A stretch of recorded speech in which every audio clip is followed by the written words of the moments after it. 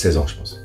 L'idée de faire du théâtre au lycée arrive. Comme moi, je suis vers le Puy du Fou à ce moment-là, je fais aussi les spectacles au Puy du Fou. Seul face à 4000 personnes, c'est assez dingue. Et suffisamment dingue pour que je me dise oui, il y a un truc à faire. Paris. J'ai adoré passer 1 an à Londres dans le cadre de mes études, c'était vraiment super.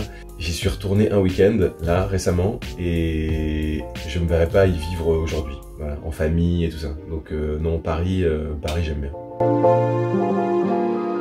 J'aime bien la tyrolienne du parc de la Sablière, voilà, j'aime bien aller à la tyrolienne du parc de la Sablière avec mes filles.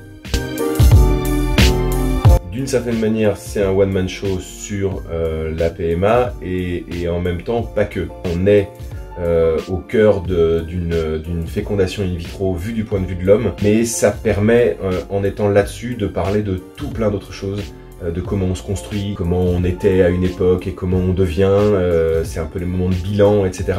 C'est pas un spectacle que là-dessus, je crois.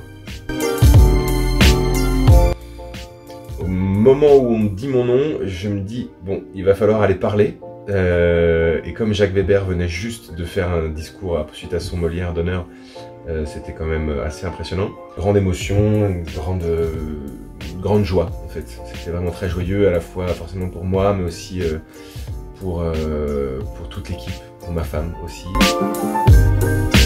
J'écris une pièce que je vais mettre en scène, dans laquelle je ne jouerai pas, et c'est une comédie sur la mort.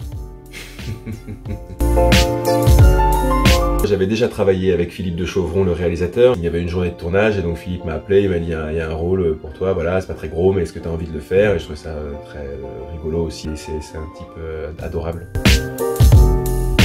Au théâtre, en fait, j'ai rencontré la femme du metteur en scène avec qui je travaillais, qui faisait du doublage et qui m'a dit « T'as une voix intéressante, est-ce que ça t'intéresserait de… » Et pour moi, c'était absolument génial de pouvoir mettre un pied là-dedans, parce que pour moi, j'ai regardé tout en version française, enfin comme tous les gens qui sont nés comme moi dans les années 80. Pour moi, Bruce Willis, c'était français. J'ai dû capter à 15 ans que Bruce Willis n'était pas français, et que c'était Patrick Poivet qui parlait à l'intérieur de Bruce Willis. Et donc voilà, petit à petit, on arrive, on fait un petit rôle, ah bah tiens, j'ai rencontré ce gars-là, il est sympa, il a une bonne voix, bah tiens, essaye-le là-dessus, etc., etc. Et les choses, elles se mettent en route comme ça. Et j'adore faire tous ces métiers-là à l'intérieur de ce métier, quoi. Comment ça se passe un doublage de film? On fait face à un écran. Sous cet écran défile ce qui s'appelle une bande rythmo, sur laquelle est écrit le texte. Et donc en fait, il faut avoir une agilité qui consiste à lire le texte, comme un karaoké en fait. Il y a une barre verticale, et quand le texte passe cette barre verticale, on doit parler.